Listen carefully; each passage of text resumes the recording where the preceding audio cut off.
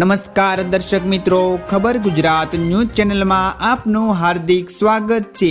આજના તાજા અને મુખ્ય સમાચાર જાણીએ તે પહેલા તમે અમારી ચેનલમાં નવા હોવ તો અમારી ચેનલને જરૂર સબસ્ક્રાઇબ કરી લેજો।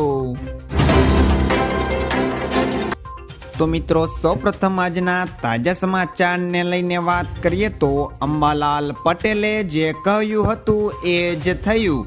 અંબાલાલ પટેલે ગુજરાતમાં વરસાદની આગાહી જ કરી હતી। આ આગાહી પ્રમાણે રાજ્યમાં કમોસમી વરસાદ પડ્યો છે। ગઈકાલથી જ અત્યાર સુધીની અંદર રાજ્યના વાતાવરણની અંદર પલટો આવ્યો છે। ભાવનગર, ભરૂચ અને ધોલેરા સહિતના વિસ્તારોની અંદર વરસાદ પડ્યો છે। જો કે વરસાદ પડવાથી લોકોને ગરમીની અંદર પણ રાહત મળી હતી। અંબાલાલ પટેલે 25 એપ્રિલ સુધી તાપમાનની અંદર આંશિક રાહત મળશે એવી આગાહી કરી છે।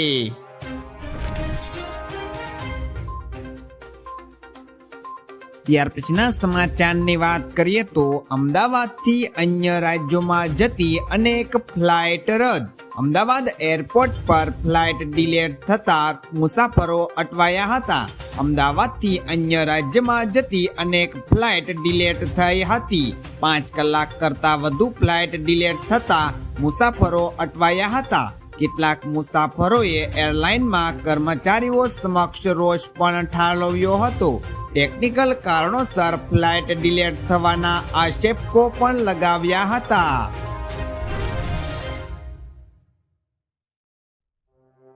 ત્યાર પછીના ખૂબ જ અગત્યના સમાચારની વાત કરીએ તો સોમવારે 5 લાખ લોકોને પાણી નહીં મળે। વડોદરા શહેરમાં પાણીને લઈને ઠેર ઠેર વિરોધ ચાલી રહ્યો છે। જ્યારે ફાજલપુરથી આવતી મુખ્ય નલિકામાં નિઝામપુર ટ્રાન્સપોર્ટ હબ સામે મોટું બંગાણ પડ્યું છે, જેના કારણે રોજ હજારો લીટર પાણીનો વેડફાડ થઈ રહ્યો છે। ખાસ કરીને ઉત્તર ઝોનમાં પાણીનો વધારે કકળાટ સામે આવ્યો છે, જે વચ્ચે પાણીની લાઇનમાં રિપેરિંગ માટે સોમવારે મોટા શટડાઉનની જાહેરાત કરવામાં આવી છે, જેના પગલે 5 લાખ લોકોને પાણીનું વિતરણ નહીં થઈ શકે।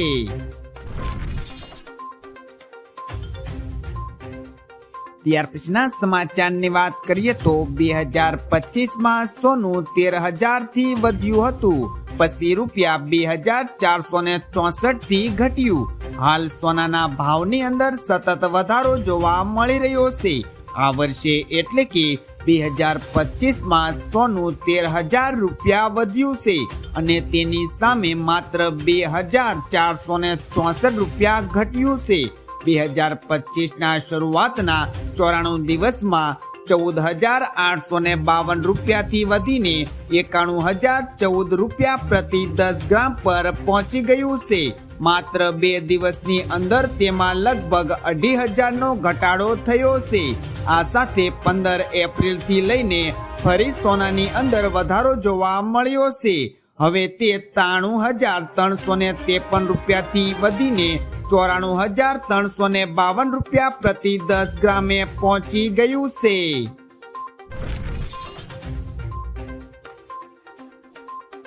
ત્યાર પછીના સમાચાર જોઈએ તો જાટે બીજા દિવસે પણ શાનદાર કમાણી કરી। સની દેવલની ફિલ્મ એવી જાટે બોક્સ ઓફિસ પર સારી એવી કમાણી કરી રહી છે। 9.5 કરોડના કલેક્શન સાથે શાનદાર ઓપનિંગ બાદ આ ફિલ્મે બીજા દિવસે પણ સારી કમાણી કરી લીધી છે। જો કે કામકાજના દિવસને કારણે ફિલ્મના કલેક્શનની અંદર ઘટાડો જોવા મળ્યો છે। મળતા ડેટા અનુસાર જાટ એ તેની રિલીઝના બીજા દિવસે જ 7 કરોડ રૂપિયાની કમાણી કરી છે। 2 દિવસમાં ફિલ્મની કુલ કમાણી હવે 16.50 કરોડ રૂપિયા થઈ ગઈ છે।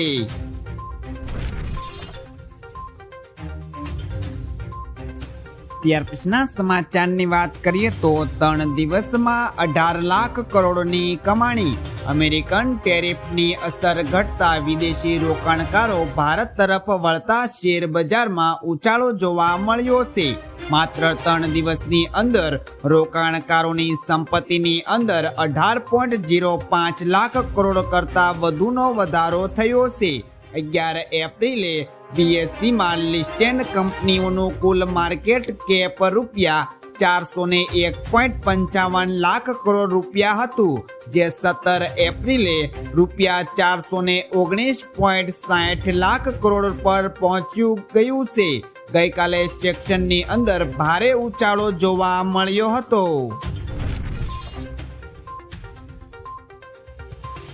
ત્યાર પછીના સમાચારની વાત કરીએ તો આવતીકાલે કેબિનેટની મહત્વપૂર્ણ બેઠક. હાલમાં ગુજરાતમાં ઉનાળાની શરૂઆત થઈ ચૂકી છે.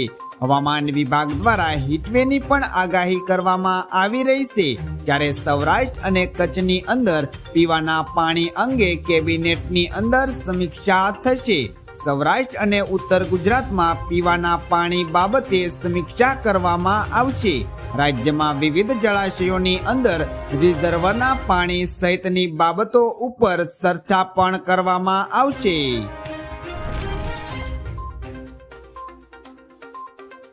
ત્યાર પછીના સમાચારની વાત કરીએ તો સુરક્ષા દળો અને આતંકવાદીઓ વચ્ચે અથડામણ.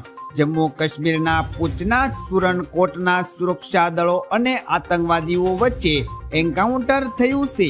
આ વિસ્તારોમાં 2 થી 3 આતંકવાદીઓ છુપાયેલા હોવાના અહેવાલ છે. આતંકવાદીઓની શોધમાં સેનાએ એક મોટું ઓપરેશન ચલાવી રહી છે. સુરક્ષા દળોએ સમગ્ર વિસ્તારને પણ ઘેરી લીધો છે. અધિકારીઓએ જણાવ્યું છે કે ગોળીબારની અંદર એક જવાન પણ ઘાયલ થયો છે અને તેને હોસ્પિટલની અંદર દાખલ પણ કરવામાં આવેલો છે.